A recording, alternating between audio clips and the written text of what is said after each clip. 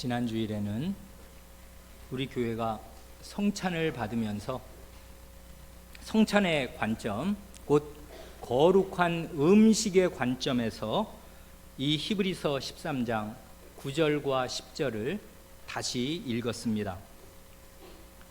성찬의 떡과 포도주도 음식이고 물질인데요, 음식과 물질 자체가 자동적으로 어떤 신령한 효능을 발휘하게 되는 것이 결코 아닙니다. 그것이 아니고요, 그리스도의 은혜를 우리의 마음으로 참되게 깨닫고 믿고 의지할 그때의 성찬은 과연 그리스도의 은혜를 아주 생생하게 보여줄 뿐만 아니라 맛보여 주게 됩니다. 그래 그리스도 자신을 자신의 양식으로, 자신의 음식으로 삼는 참된 믿음이 있을 때라야만 성찬은 그야말로 은혜의 방도, 하나님의 은혜가 우리 마음 안에 주어지는 은혜의 수단이 됩니다. 10절에서 히브리서의 저자는 우리가 소유하고 있는 것과 저들이 소유하고 있지 못한 것을 선명하게 날카롭게 대조합니다. 우리는 제단을 소유하고 있지만은 제사장들은 이 제단의 제물을 먹을 권한을 소유하고 있지 못합니다. 그리고 그렇게 먹을 권한이 없는 이유를 그 다음 11절에서 밝힙니다. 그 이유는 한마디로 이 제물이 대속죄일의 제물이기에 못 먹습니다. 히브리서 저자는 거기까지만 말하고 멈춥니다. 성찬을 받은 지난 주일에 우리는 거기에서 한 걸음 더 나아가서 생각하였습니다. 10절의 말씀대로 우리 신약의 신자들은 제단, 신령한 제단을 소유하고 있는데 그 제단 위에서 대속죄일에 속죄 제사가 드려졌습니다. 그런데 그 속죄 제사는 구약시대처럼 매년 대속죄일이 돌아올 때마다 연례 행사로 되풀이하여 드리는 제사가 아니었습니다. 그것이 아니고요, 그 속죄의 제사, 우리가 소유한 제단에서 드려진 그 속죄의 제사는 단 한 번의 제사로 영원히 효력을 발휘하는 영단번의 영구적인 속죄의 제사였습니다. 또한 구약의 제사장들은 대속죄일의 제물의 고기를 먹을 권한이 전혀 없었지만은 영원한 속죄 제사를 드리신 신약의 대제사장 예수 그리스도께서는 속죄 제물인 자신의 몸을 우리에게 음식으로 먹으라고 내어 주십니다. 한 걸음 더 나아가 자신의 피도 우리더러 마시라고 내어 주십니다. 믿음으로 이런 그리스도의 은혜를 받아서 누리는 신약의 신자는 그 은혜 가운데, 그리스도의 은혜 가운데 마음이 강해지고 담대해집니다. 이렇게 그리스도의 은혜 가운데 강해진 담력이 있을 때라야만 이 히브리서 시대의 신자들은 모세 이래로 1500년이나 이어져 내려온 음식에 관한 율법의 규정, 생활을 온통 지배해온 그 뿌리 깊은 전통을 뛰어넘어서 새로운 세계, 새 언약의 세계로 나아갈 수 있었습니다. 그래야만 새 언약 백성다웁게 살 수가 있었습니다. 오늘 우리도 꼭 마찬가지입니다. 신자라고 하여도, 무슨 세례교인이고 교회에 등록된 교인이라고 하여도 그리스도의 은혜를 계속 받아서 마음이 나날이 새롭게 되고 강화되지 않으면 어떻게 되는가 할 때에 어느 사이에 자기도 모르게 마음이 완고하여져서 그 전까지 받은 은혜를 자신의 권리로 둔갑시키게 됩니다. 죄인은 늘 그렇습니다. 모든 것이 은혜인데 어제까지 받은 은혜가 오늘 새로운 은혜로 마음이 새로워지지 않으면 어제까지 받은 은혜가 자기의 권리요, 남들 위에서는 자랑거리로 둔갑합니다. 그렇게 되면 마음이 높아지고 교만하게 되어서 오히려 참된 신자들을 함부로 판단하고 공격하게 됩니다. 대다수의 유대인들, 바리새인들이 원래부터 하나님의 백성이 아닌 것이 아니고 아브라함의 자식이 아닌 것이 아니고 성경을 모른 것이 아니었습니다마는 그리스도의 은혜를 제대로 받지 못하니까 하나님의 은혜에서 떨어져 나가게 되었습니다. 12절, 그러므로 예수도 자기 피로써 백성을 거룩해 하려고 성문 밖에서 고난을 받느니라 할 때 이 그러므로는 고앞 11절에 연결되는 말씀이겠습니다. 왜 그러므로라고 말하는가 하면 11절에 있는 대로 대속죄일의 규례가 그러니까 그러므로입니다. 대속죄일의 규례가 뭔가 할 때 대제사장이 짐승의 피는 성소에 가지고 들어가고 그 제물의 몸은 영문 밖에서 불살라지는 것 아닙니까? 그러므로 예수도입니다. 그 다음 말이. 그러니까 예수님도 꼭 그렇게 하신다 그 말입니다. 그래 12절은 예수께서 대속죄일에 두 가지 중요한 일을 하심을 말합니다. 첫째는 친히 대속죄일의 제물이 되셔서 피를 흘리실 뿐만 아니라 그 몸이 성문 밖으로 내쳐져서 능욕을 당하시고 고난을 받으신 것입니다. 성문 밖에서 고난받으신 뜻에 대하여는 지난번에 비교적 상세히 말씀드렸습니다.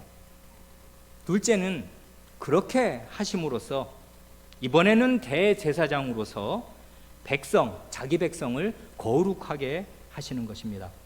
즉 자신의 몸과 피로 자기 백성의 죄를 씻으셔서 그 백성을 하나님 앞에 거룩한 백성으로 세우십니다.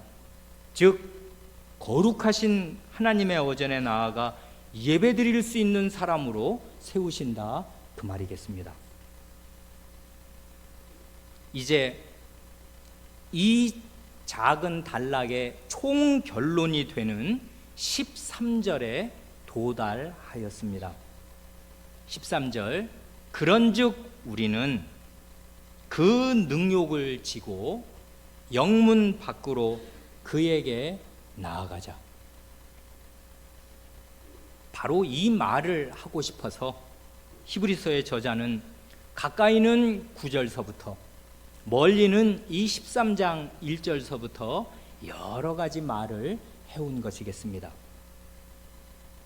여기 13절에 그리스도인이 그리스도인답게 살 수 있는 유일한 길이 무엇인가가 제시됩니다. 신자가 신자답게 살 수 있는 유일한 길이 무엇인가? 거룩한 백성으로 서서 하나님께서 받으시는 바른 예배를 드리는 사람으로 설 수 있는 유일한 길이 무엇인가가 제시됩니다. 그 길이 이 13절에 세 가지로 제시됩니다. 첫째로 그 능욕을 지고, 둘째로 영문 밖으로, 셋째로 그에게 나아가자 합니다. 이 세 가지는 결국 하나이겠습니다마는 이 저자는 세 가지로 나누어서 조목조목 설명합니다. 그래, 우리말 번역의 역순으로 살펴보는 것이 원문의 순서에도 맞고 논리적인 순서에도 맞습니다. 그에게 나아가자, 영문 밖으로 그 능욕을 지고, 입니다. 첫째로, 우선 신자답게 살기 위해서 가장 중요한 게 뭔고 하면 언제든지 그런 것인데 그에게로 나아가는 것, 그리스도께로 나아가는 것입니다. 그리스도의 은혜를 받기 위해서는 마땅히 그리스도께로 가야 합니다. 구약시대에 일반 백성이 제사장을 거치지 않고 직접 하나님께로 갈 수 있는 길은 없었습니다. 일반 백성이 제사장을 거치지 않고 성전 예배를 드릴 수 있는 길은 없었습니다. 신약시대에도 그와 마찬가지로 하나님의 백성이 하나님께로 가는 유일한 길은 대제사장이신 예수 그리스도께로 가는 것입니다. 그래 그리스도께서 내가 곧 길이요 진리요 생명이라 하셨습니다. 그리스도께서 유일한 길이 되십니다. 하나님께로 가는 유일한 길입니다. 그러니 하나님께로 영원한 생명으로 나아가는 유일한 길은 그리스도께로 가는 것입니다. 그래 히브리서는 전부가 그리스도께로 가도록 그리스도께로 초점을 맞추고서 그리스도를 바라보자고 하고 그리스도께로 나아가자고 하고 그 앞에 선대 목사들의 그 믿음의 요체인 그 믿음을 본받아 그리스도를 믿도록 권합니다. 둘째로, 그리스도께로 가려면 그러면 어떻게 해야 하는가 할 때 당연히 그리스도께로 가려면 그분이 계신 곳으로 가야 하겠습니다.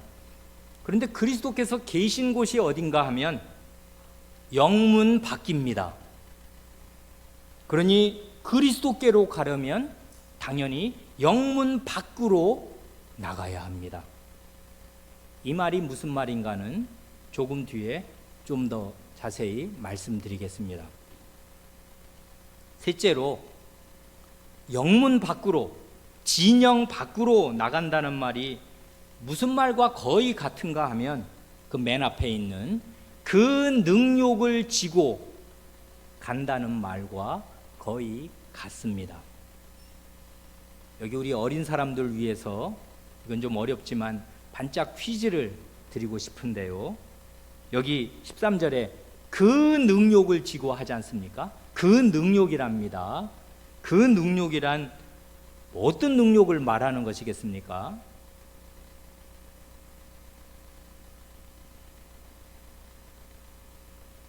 우리말 같으면 그 앞에 정관사 더가 있는 것 같지 않습니까?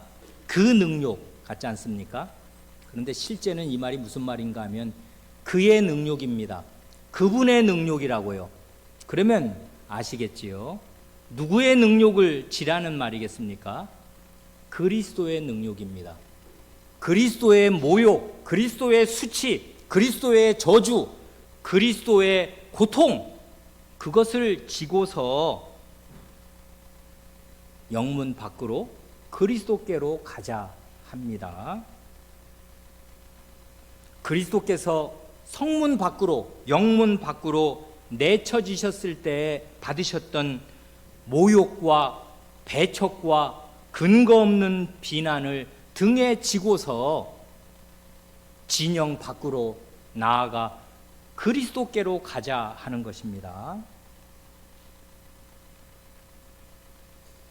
그러면 그 그리스도의 모욕, 그리스도의 능욕을 등에 진다는 말이 무슨 뜻이겠습니까? 우리 교회는 이 히브리서를 11장 1절부터 쭉 지금 읽어 내려오는 중이니까 그리스도의 능욕 하면은 금세 떠오르는 인물이 있을 것입니다. 누구겠습니까? 모세입니다. 11장 그 25절, 26절에 그 말이 벌써 나왔지 않습니까? 11장 25절, 26절은 이렇습니다. 도리어 하나님의, 이건 모세를 가리켜 하는 말인데요. 도리어 하나님의 백성과 함께 고난 받기를 잠시 죄악의 낙을 누리는 것보다 더 좋아하고, 요 25절과 26, 그 다음 26절은 거의 대칭입니다. 그리스도를 위하여 받는 능욕을 애굽의 모든 보화보다 더 큰 재물로 여겼으니 이는 상 주심을 바라봄이라 하였습니다. 이 구절을 우리가 읽을 때 말씀드렸습니다. 여기 보면 그리스도를 위하여 받는 능욕이라고 하였는데, 이건 번역을 부드럽게 하려고 이렇게 없는 말을 첨가해서 이렇게 말한 것 뿐이지, 실제로는 그리스도의 능욕이다 말씀드렸습니다. 그러니까 그의 능욕, 이 히브리서 13장 우리가 읽고 있는 요 13절에 나오는 그 능욕을 지고할 때, 그 능욕이란 그의 능력이요 그리스도의 능력인데, 그 그리스도의 능력이 사실은 11장에 이미 나왔던 것입니다. 그래, 그 능력입니다. 그리스도를 위하여 받는 능력이 곧 그리스도 자신의 그리스도의 능력입니다. 그래, 그때 우리가 의문을 가졌고 말씀드렸습니다. 아니, 모세는 그리스도 오시기 전 1500년 전 사람인데 모세가 어떻게 그리스도의 능력을 받을 수가 있는가? 이 말이 어떻게 성립하는가? 그때 두 가지로 말씀드렸습니다. 그리스도의 능력을 모세가 받았다 할 때, 그 그리스도라는 말은 기름 부음을 받은 자라는 뜻이겠는데, 성경에는요 하나님의 백성을 가리켜서 기름 부음 받은 자라고 묘사한 시편의 예들이 있습니다. 그러니 그리스도의 능력이란 기름 부음 받은 하나님의 백성의 능력을 말할 수가 있습니다. 이건 문맥을 보면 훨씬 더 정확한데, 그 11장 25절과 26절은 정확한 대칭인데, 11장 25절에서 하나님의 백성과 함께 고난받는 것, 이것과 잠시 죄악의 낙을 누리는 것을 대조하고, 그래 앞에 거를 더 중시해서 뒤에 거를 더 가볍게 여겼다, 앞에 것을 더 좋아하였다, 하나님의 백성과 함께 고난받는 것을 더 좋아하였다 하였는데, 바로 이어서 그리스도의 능력을 애굽의 모든 보화보다 더 큰 재물로 여겼다. 이건 똑같은 말이지 않습니까? 뭐와 뭐가 그러니까 25절 26절에서 대칭되냐 하면, 하나님의 백성과 함께 고난받는 것이 그리스도의 능력을 받는 것과 대칭되고 똑같고, 잠시 죄악의 낙을 누리는 것은 애굽의 모든 보화를 누리는 것과 똑같은 것입니다. 그렇지 않습니까? 그래, 그 구약의 용례를 따라서 그 모세가 그리스도의 능력을 더 큰 재물로 여겼다 할 때, 그 그리스도의 능력이란 그 기름 부음 받은 하나님 백성과 함께 고난 받는 것, 이렇게 생각할 수 있다 말씀드렸고요. 한 걸음 더 나아가서, 아니 그렇게 저렇게 길게 얘기할 거 없이 문자 그대로 그리스도의 능력을 모세가 받았다 말해도 된다 말씀드렸습니다. 왜 그러냐 하면, 그리스도께서는 이 역사 시초부터 역사 마지막까지 자기 백성을 자신에게로 불러 모으시는 분인데, 그 그리스도는 언제든지 자기 백성과 자기 자신을 완전히 동일시하시는 분이기에 그렇습니다. 그러니 그리스도의 능력이란 곧 그리스도의 교회의 능력입니다. 그리스도의 교회를 위하여 받는 능력이 곧 그리스도를 위하여 받는 능력이 됩니다. 이건 완전히 성경적인 이 사상인 게 틀림이 없는 것이, 바울 사도도 그렇게 말하지 않습니까? 골로새서 1장 24절에 이렇게 말합니다. 골로새서니까 골로새 교회를 향해서 사도가 지금 말합니다. 내가 이제 너희를 위하여 받는 괴로움을 기뻐하고 그리스도의 남은 고난을 그의 몸된 교회를 위하여 내 육체에 채우노라 합니다. 여기 보면 너희 곧 골로새 교회를 위하여 받는 괴로움과 곧바로 뒤에 나오는 그리스도의 남은 고난은 같은 것입니다. 골로새 교회가 사도의 복음 전파로 그리스도의 부활의 복음을 듣고 세워진 교회인데, 그리스도의 교회인데, 이 교회에 여전히 척결되어야 마땅할 그릇된 생각들, 죄들이 남아 있었고, 이로 말미암아 사도는 대단히 고통을 받으면서 근심하고 기도하지 않을 수 없었고, 노심초사하지 않을 수 없었고, 교회를 위해서 괴로움을 겪지 않을 수가 없었습니다. 그래 골로새 교회를 위하여 받는 괴로움을 가리켜 그리스도의 남은 고난이라는 너무나 인상 깊은 말을 합니다. 그리스도는 지금 부활하셔서 하늘에 계시니까 사실상 아무런 고통, 어떤 고난, 어떤 아픔도 겪지 않으시겠습니다마는 그 자신으로서는, 그러나 자기의 몸인 교회가 땅에 있는 까닭에 이 자기의 분신과 같은 교회가 죄로 말미암아 고난을 겪게 될 때, 그리고 그 교회의 죄를 척결하기 위해서 사도가 분투 노력하면서 고생하고 애쓸 때, 이걸 그리스도의 남은 고난이라는 이런 아주 거룩한 경건한 언어로 표현한 것입니다.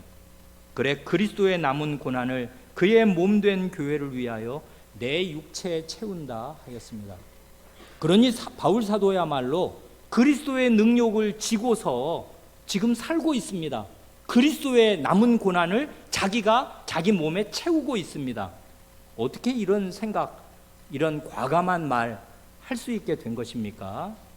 바울 사도는 그리스도의 입에서, 그리스도께서 이 땅에 있는 자기 백성과 자기를 완전히 동일시하시고 이 땅에 있는 자기 백성이 당하는 고통과 어려움을 자기가 당하는 것으로 말씀하시는 말씀을 들었습니다. 그게 그 사람의 세계가 뒤집어지는 그날에 들은 가장 중요한 말씀 가운데 하나였습니다. 주여 누시니까 할 때 나는 내가 핍박하는 예수라 하시는 말씀을 주님의 입에서 들었습니다. 자기는 지금 땅에 붙어있는 미물과 같은 존재이고 그리스도는 지금 괜히 해보다도 더 밝게 빛나는 거룩하신 하늘에 좌정하신 왕이신데 내가 어떻게 그리스도를 핍박하랴, 그런 바보 같은 질문을 할 수가 없었습니다. 자기가 이제까지 해온 일이 있고 이 각각 집을 수탐해서 남녀를, 예수쟁이들을 족족 잡아서 감옥에 쳐넣은 자기의 전력이 있고 지금 그 일 하려 다메섹에 가는 중인데 그리스도 자신의 입으로 나는 내가 핍박하고 있는 예수다 하는 말을 들었을 때 이 바울 사도에게 기독론과 교회론은 완전히 하나라는 것, 그리스도와 교회는 구분되지 않는다는 것, 교회를 핍박하고 함부로 대하면 그리스도 자신을 핍박하고 함부로 대하는 것이라는 사실이 단박에 깨쳐졌습니다.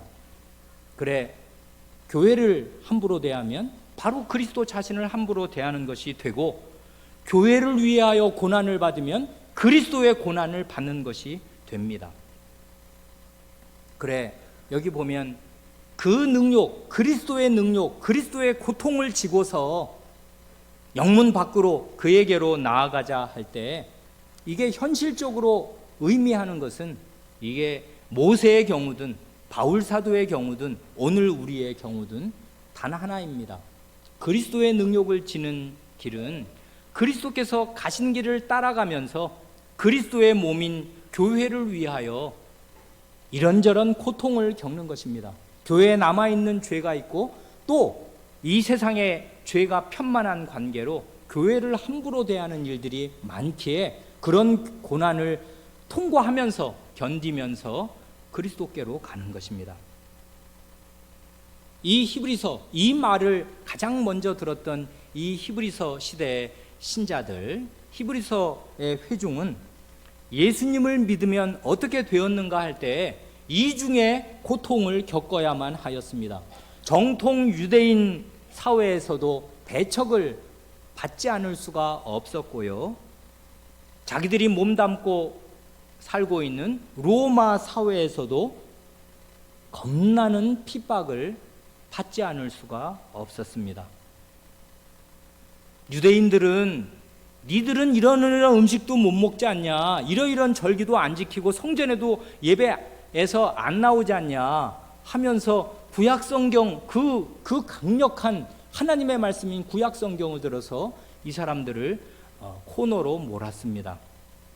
로마인들은 그때까지 역사에서 보지 못하였던 강력한 군사력과 제도와 정비와 황제 숭배를 가지고서 이 그리스도인들을 코너로 몰았습니다. 그래 이 사람들은 정말 이 땅에서 몸둘 데가 없었습니다. 여러분 얼마 전에 나온 바울이라는 그 영화 보시면 그 시대에 그리스도인들이 아무 죄도 없이 오직 그리스도를 믿는다는 이유로 로마 사회에서 때때로 어떤 아주 극악한 핍박을 받았는가. 히브리서 11장 뒤에 나오는 거, 톱으로 켜고 칼로 어떻게 물에도 들어가고 이런 일들을 그리스도인들은 예수 믿는다는 바로 그 이유로 당하지 않을 수가 없었습니다.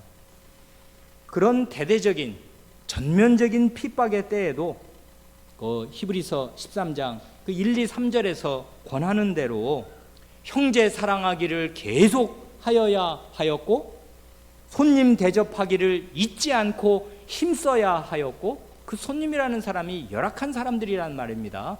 이 바울사도 같은 사람들, 복음을 전하려고 이 지방 저 지방 다니는 그런 참된, 그러나 우리 교회에는 낯선 그런 형제들이 오면 그거 다 봉양을 하여야 하였단 말입니다. 그게 쉬운 일입니까? 이런 핍박 국면에 자기도 죽게 생겼는데.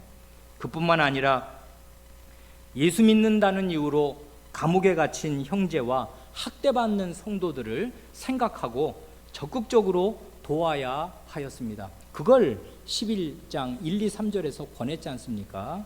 그렇게 하는 것이 곧 그리스도의 능욕을 지는 것입니다. 그 시대에 교회에 처한 형편이 그러하니까 이 교회와 함께 가기 위하여서 모든 그 현실적인 어려움들, 물질적인 어려움, 그리고 경제적인 어려움을 포함해서 사회적으로 따돌림을 받는 거, 비난을 받는 거, 공격을 당하는 거, 아주 근거 없는 모욕을 받는 거. 예수 믿는 사람들은 예전에는 식인종이라는, 사람의 인육을 먹고 사람의 피를 마시는 상종할 수 없는 것들이라는 이런 근거 없는, 왜냐하면 성찬이 그러니까요. 성찬이 이게 내 몸이고 내 피다 이러니까 그 말만 앞뒤 문맥 다 버리고, 원래 사람이 다른 사람을 미워하기 시작하면은 그 말을 진심으로 들을 줄을 알지 못하잖아요. 그래 진심으로 말을 해도 언제든지 곡해해서 듣습니다. 마음이 비뚤어져 있으면 어떤 말도 제대로 들리지 않아요. 예수 그리스도의 말씀 자체도 바리새인들이 얼마나 곡해를 해서 듣습니까? 네가 성전을 사흘 만에 짓는다고? 이래서 이게 예수님 죽을 이유가 되었단 말입니다. 그러니까 사람이 마음이 삐뚤어져 있으면 어떤 말도 똑바로 듣지 않으니까 이 그리스도인들은 특별히 잘못한 것이 없이 사회로부터 말도 안 되는 그런 비판과 비난과 왕따를 당하면서 살 길이 점점 막히는 그런 일을 겪지 않을 수가 없었습니다. 이런 것이 실제로 그리스도의 능력을 지는 것인데요, 이 히브리서의 저자가 가뜩이나 살기가 힘든 이 히브리서의 회중을 향해서 무슨 위로를 여러분 잘 될 겁니다, 괜찮습니다 이렇게 말하는 거 아니고요, 그리스도인으로 산다는 것 이런 것이지, 그리스도의 능력을 지고서 영문 밖으로 그리스도께로 나아가십시다 하는 것입니다. 그 13절에 영문 밖으로 그에게 나아가자 하는데, 지난번에 우리가 본 대로 11절에서 12절에서 13절에서 유독 강조하는 것이 그 영문 밖으로, 성문 밖으로, 문 밖으로 그거였지 않습니까? 그렇게 3번이나 강조하는 이유가 있습니다. 이 점을 잘 생각하면 대단히 좋습니다. 그리스도께 나아가기 위해서 어쩔 수 없이 정말 영문 밖으로, 자기가 속한 진영 밖으로 나아가야 하는 상황, 그러지 않을 수 없는 상황이 때때로 오는 것입니다. 영문이란 뭐냐 하면요, 이게 원래는 정결한 영역이고요, 하나님의 백성들이 거하는 영역입니다. 이 정결한 영역이 되는 이유는 그 한복판에 거룩한 영역, 곧 성전이 있기 때문이고 하나님이 그 한복판에 계시기 때문입니다. 그러니 구약시대 내내 있는 이 공간 개념을 동심원으로 이해하면 좋지 않습니까? 동심원 가운데에 하나님이 계시고 성전이 있습니다. 이게 거룩한 영역이고, 그 동심원이 한 번 더 넓어지면 그게 정결한 영역, 그 진영 안, 이스라엘 진 안, 성문 안이 되어서 이게 진짜 하나님의 백성의 영역입니다. 그리고 더 동심원이 그 밖으로 퍼지면 그 다음부터는 부정하고 하나님 백성이 가서는 안 되고 살아서는 안 되는 그 부정한 영역으로 나가게 되는 것인데, 특이하지 않습니까? 아니, 이 진영 밖으로, 문 밖으로, 성문 밖으로 나가면 지금 정결한 영역에서 부정한 영역으로 나가자는 말 아니에요, 말하자면 이게. 그러니 이건 굉장히 아이러니한 말이고요, 모순적인 말이고요, 설명이 필요한 말이 됩니다. 왜 멀쩡히 이 거룩한 하나님을 모신, 그럼으로써 정결해진 진영에 속해 있는데 왜 지금 이 영문 밖으로 나가야, 그럼 나가면 어딥니까? 세상이고 그게 부정한 영역일 것 같은데 왜 지금 히브리서 저자가 이런 말을 하는 것인가를 알아야 하겠습니다. 왜 이런 일이 생기냐 하면요, 원래는 그게 진영 안이, 성문 안이 그게 거룩한 하나님으로 말미암은 정결한 영역인데, 하나님의 백성이 전체적으로 타락해서 하나님을 버리게 되면 정결한 영역의 원래 속성을 잃어버리게 되는 것입니다. 그렇게 되면은 하나님께서 도저히 그 부정해진 그 백성 가운데 거하실 수가 없어서 하나님께서 그 거룩한 영역에서 떠나시게 되는 때가 있습니다. 이렇게 되면 거룩함도 없고 정결함도 없어지게 되는 것이에요. 이런 때가 역사에 왕왕 있습니다. 이런 때에는 하나님의 백성이라면 계속 그리스도를 주시하고 있고 하나님을 주시하고 있는 하나님의 백성이라면 어떻게 해야 되냐 하면 영문 밖으로 나가야 되는 것입니다. 영문 안에 있으면 일단 안전하고, 그게 관성이 있잖아요. 사람이 습관의 존재 아니에요. 늘 있던 곳에 있는 게 가장 편한데 관성을 벗어버리고 진영 밖으로 모욕과 비판과 배척이 쏟아지는 그 자리로 나가지 않을 수 없는 때가 있는 것입니다. 이런 일이요, 하나님 나라 역사 시초부터 있었고요, 사실은 역사 대대로 비극적으로 반복됩니다. 출애굽기에 그 인상적인 사건이 하나 있지 않습니까? 출애굽기에 그 거룩한 영역을 그 이스라엘 백성 한복판에 두라는, 그럼으로써 너희가 시내산에서 하나님과 언약을 맺은 하나님의 신부요, 하나님의 자식들이요, 하나님의 백성의 실질이 있게 되도록, 그래서 거룩한 영역이 이스라엘 백성 한복판에 있고, 그 다음에 그럼으로써 하나님 백성 전체가 정결한 영역이 되도록 하시려고 하나님께서 마련하신 장치가 성막을 세우라는 거 아니에요. 그래, 성막을 세우라 하셔서 출애굽기를 보면 그 40장 전체 가운데 25장부터 40장까지가 이 전부 성막 이야기로 꽉 차 있는데요. 그 우리가 성경 공부 시간에 몇 번 그 말씀드렸으니까 기억하실 만한데, 두 부분으로 나누어지지 않습니까? 25장서부터 출애굽기 25장서부터 31장까지 그 7개 장은 너희 진영 한복판에 성막을 세우라 하시는 명령이고요. 이렇게 회막을 세워라. 성막은 하나님의 입장에서 보면 그 거룩하니까 거룩한 막이니까 성막이고, 그 성막에서 그 백성과 만나 주시니까 만난다. 하나님과 그 백성의 만남이라는 관점에서 보면 그게 모일회자 회막이 되지 않습니까? 성막과 회막은 같은데, 회막은 그게 하나님 백성을 거기다 넣어서 붙인 이름이 되니까 굉장히 은혜스러운 이름이 되잖아요. 성막이 곧 회막이고, 그게 거룩한 영역을, 그 회막을 이렇게 세우라고 명령하시는 게 7개 장에 나옵니다. 그리고 나서 실제로 35장부터 40장까지 6개 장에는 실제로 하나님의 명하신 대로 회막을 짓는 이야기가 나오잖아요. 그래, 모두 13장, 25장부터 31장 7개 장, 35장부터 40장까지 6개 장에 회막을 지으라시는 명령, 회막을 지으라시는 그 명령에 순종해서 실제 회막 짓는 이야기가 출애굽기 그 하반부를 꽉 채우고 있는데, 그 사이에 뭔 얘기가 있어요? 그 32장, 33장, 34장에 회막 지으라시는 명령과 그 명령에 대한 순종 사이에 비극적인 사건이 하나 나오지 않습니까? 그거 우리 교회가 여러 달에 걸쳐서 자세히 살펴본 일이 있습니다. 금송아지 숭배 사건이 나오잖아요.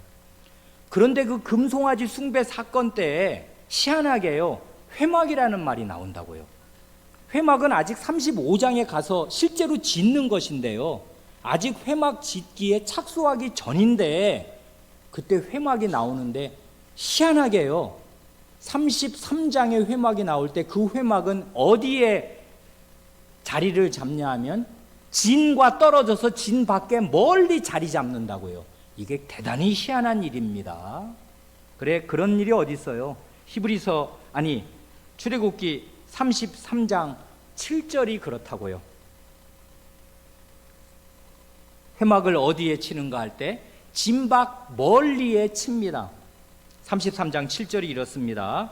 모세가 항상 장막을 취하여 진 밖에 쳐서 진과 멀리 떠나게 하고 회막이라 이름하니, 여호와를 앙모하는 자는 다 진 바깥 회막으로 나아가며. 그래, 좀 더 읽으면 모세가 진을 떠나서 진 밖 멀리 바깥에 친 그 회막에 나아가 회막 문 앞에 이르면 여호와의 시내산에 임재했던 영광 구름이 그 회막 문을 덮으면서 그 영광 구름 속에서 모세와 더불어 하나님께서 이야기를 나누십니다. 이건 그러니까 회막이 역사상에 이스라엘 진 한복판에 정식으로 수립되기 전에요, 회막이 어디에 세워졌던 것입니까? 이스라엘 진 밖에 세워졌다고요. 왜 그래요? 원래 하나님과 언약을 시내산에서 맺은 언약 백성 거의 대부분이 우상 숭배자가 되었기 때문입니다. 금송아지 숭배자가 되었다고요. 자기는 이게 하나님이래요. 자기가, 그 사람들 바보입니까? 출애굽 안 했습니까? 출애굽의 하나님 전혀 몰라요. 다 겪어서 안단 말입니다. 출애굽하기 전에 10가지 재앙 다 겪어서 하나님의 그 놀라운 능력 알고요, 여호와 이름 압니다. 아는데 그들의 마음속에 있는 그 그릇된 생각이, 그게 여호와 지식을 뒤덮으면 어떻게 되냐면 자기가 생각하는 이게 하나님이래. 자기가 생각하는 여호와 하나님은 이렇다는 것입니다. 우리나라에 있는 많은 신자들이 이렇다고요. 성경을 전혀 모릅니까? 많이 알아요. 주워 들은 게 있다고요. 자기가 아는 하나님이 이렇대요. 그런데 그 본질을 확 까발려 보면 그 금송아지라고요. 하나님이 아니고. 왜 그러냐면 현세 구복이거든. 이 신이 내게 도움이 된다는 것이에요. 하나님은 이런 존재라는 것입니다. 자기가 생각한 하나님의 상이 있다고요.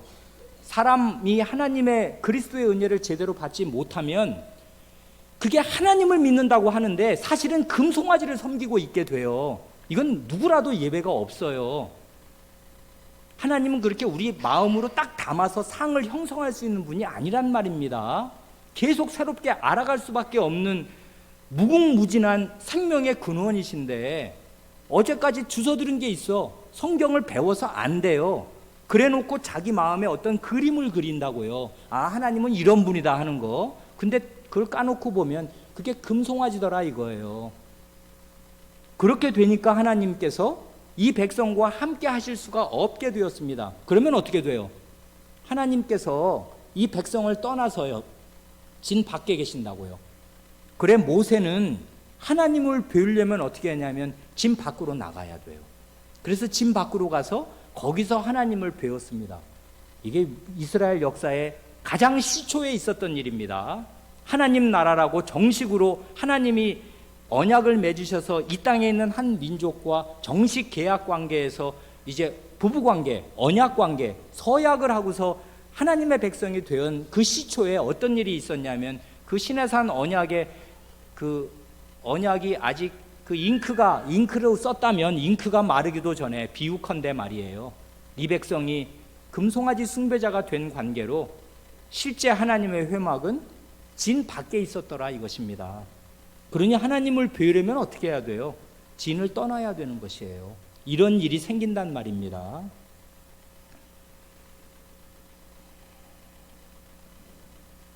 가장 비극적인 것은 예수님 시대 자체였습니다. 하나님의 아드님이 하나님의 백성, 모세 이래로 1500년을 기르셨던 하나님의 백성에게 오셨습니다. 그런데 그 하나님의 백성 대부분이 성경을 모르냐 하면 바리새인들은 빠삭하게 압니다. 외웁니다. 다 거의. 그런데 하나님의 아드님을 배척하고 거부합니다. 저자는 죽어야 한답니다. 신성 모독을 범했답니다. 사두개인들은. 그리고 바리새인들은 저자는 안식일을 범했답니다. 하나님의 1, 2, 3, 4계명을 족족 어겨서 사형을 하지 않으면 안 될 존재라고 판단합니다. 그래 대다수의 유대인들, 그 하나님의 백성들이 하나님의 아들을 죽어야 할 자라고, 사형당해야 할 자라고 여겨서, 그래서 결국 예수님은 이스라엘 진영 밖으로, 성문 밖으로 내쳐져서 사형 판결을 받으셔야 하였습니다. 이런 상황이다 보니 그런 상황에서 하나님을 따르려면, 예수님을 따르려면 어떻게 해야 되는 거예요? 그때까지 1500년 동안 정결한 영역이라고 다들 인식했던 그곳에서 나오지 않을 수 없는 것입니다. 성문 밖으로, 영문 밖으로 나가지 않을 수 없는 것이에요. 말하자면 하나님 백성의 주류 사회에서 이탈하는 진통과 손해와 어려움을 겪지 않을 수 없었던 것입니다. 이게 결코 쉬운 일 아닙니다.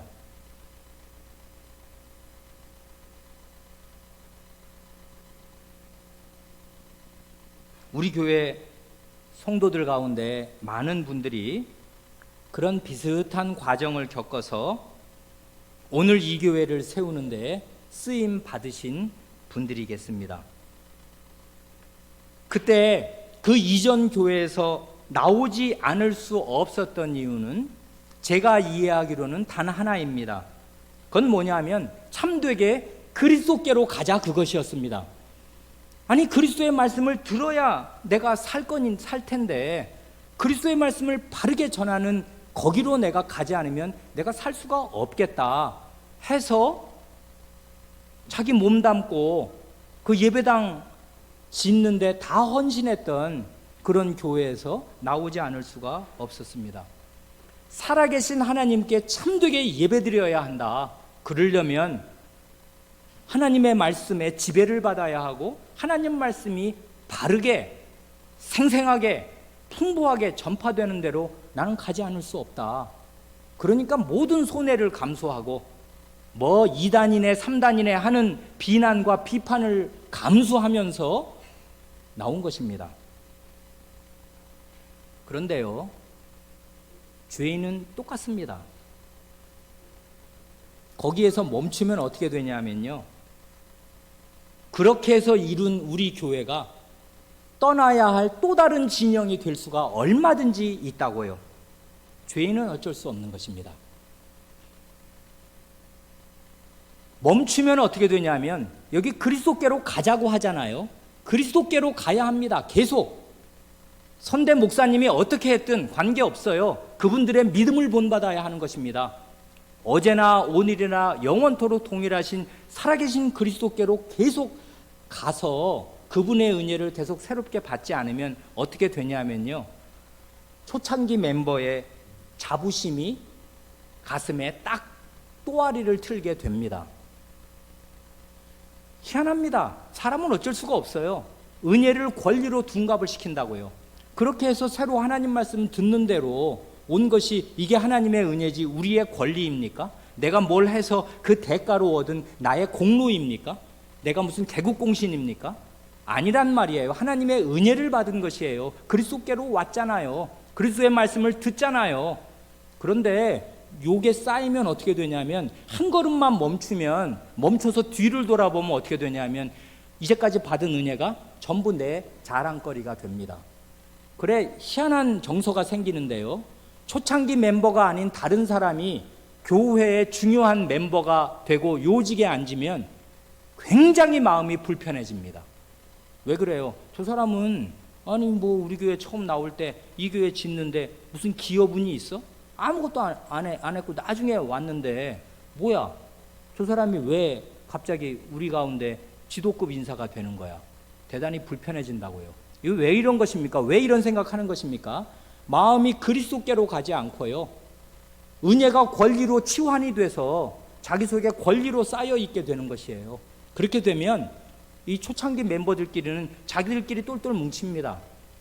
그러면 다음에 교회에 들어오는 사람들이 이상한 소외감과 벽을 느껴요. 이 사람들은 자기들끼리는 굉장히 잘 지내는데 내가 거기에 하나가 되기가 대단히 어려워요. 여러분 그거 못 느끼십니까? 그러면 교회가 교회 안 되게 됩니다. 진영이 되는데 그때는 이게 정결한 진영이 되는 게 아니라 섹트가 된다고요. 이상한 자기들만의 집단이 된다고요. 거룩함에서 벗어나게 되는 것이에요. 그리스도의 은혜에서 비껴나게 된다고요. 사람은 어쩔 수가 없습니다. 죄인들은 한결같이 똑같아요. 그래, 개혁교회는 항상 개혁되는 교회입니다. 개혁 대상은 다른 교회가 아니라 나예요. 내가 늘 그리스도의 복음의 말씀으로 개혁되지 않으면 한때 반짝하고 교회에서 제일 잘 나갔던 사람이 가장 큰 암덩어리가 됩니다.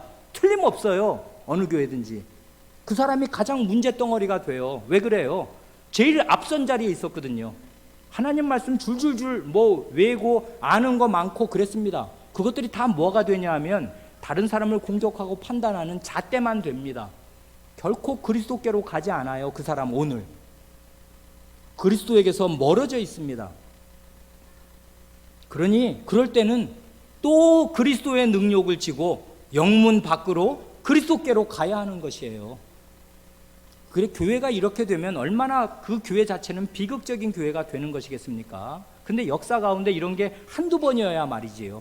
루터 교회가 이렇게 되었고요. 그 이후에 많은 개혁교회들이 이런 비참한 길을 갑니다. 왜 그래요? 그리스도의 능력을 지고 영문 밖으로 그리스도께로 나아가자 하시는 이 말씀의 참뜻을 모르고서 편안한 데에 안주하기 때문에 그런 거예요. 그러고 나서는 자부심을 갖는 것입니다. 내가 개혁교회의 교인임네 하는 것이에요. 개혁교회 교인이라는 게 무슨 자랑이겠습니까? 내가 개혁되어야 될 죄인이다, 그걸 고백하는 것 이상에 무슨 뜻이 있어요? 개혁교회 교인이라는 게. 그리스도의 은혜 없이는 나는 한순간도 하나님 나라에 있을 수도 없고 이 분깃을 누릴 수도 없는 절대적인 죄인이다 하는 고백 외에 개혁교회 교인이라는 말이 무슨 말입니까? 그 말이 없어요. 개혁되어야 될 사람은 바로 나다 하고서 그리스도의 은혜를 간곡히 사모하고 그 그리스도의 은혜가 생명이고 그리스도의 말씀이 생명이니까 이 말씀을 듣고 이 말씀에 거하기 위해서는 나는 어떤 피해, 어떤 희생도 감수한다. 이게 그리스도의 능력을 지고 영문 밖으로 그리스도께로 나아가는 사람입니다. 그 사람은 그런 의식과 믿음을 공유한 사람들의 고통을 공유합니다. 그 길로 가기 위해서 경제적인 어려움, 사회적인 어려움, 왕따를 당하고 배척을 받는 그 모든 어려움을 진 성도들이 자기 동지라고 알아서 그 사람의 짐을 대신 지려고 하고 그 사람을 돕고 그 사람을 위해서 기도하고 학대받고 갇힌 사람을 돌아봅니다. 왜 그래요? 그게 그리스도의 능력을 지는 것이니까. 이것이 오늘 우리가 계속해서 가야 할 길인 줄로 믿습니다. 그 능력을 지고 영문 밖으로 그에게 나아가자 합니다. 계속 그리스도께로 나아가는 것입니다. 기도드리겠습니다.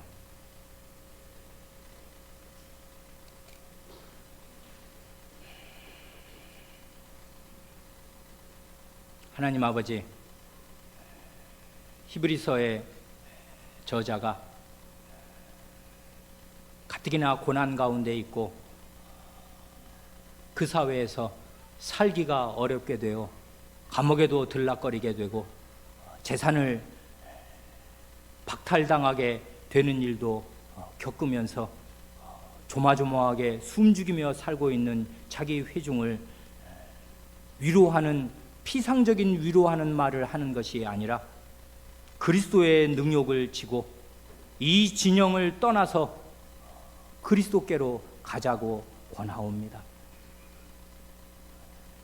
우리 주 예수께서도 말씀하시기를 하나님을 위하여, 의를 위하여, 그리스도를 위하여 핍박을 받은 자는 복이 있나니 천국이 저희 것임이라 하셨사오며, 무릇 그리스도 안에서 경건하게 살고자 하는 자는 핍박을 받으리라 사도들이 일관되게 증거하오니, 저희들도 오직 그리스도를 얻기 위하여 모든 희생을 감내할 줄 알게 하시고, 그리스도를 따르고자 기꺼이 나선 교회와 함께 가는 길에서 겪는 모든 어려움을 그리스도 자신의 능력, 그리스도 자신의 고난으로 여기고서 그 고난을 자기 육체에 채우기를 기뻐할 줄 알게 하시옵소서.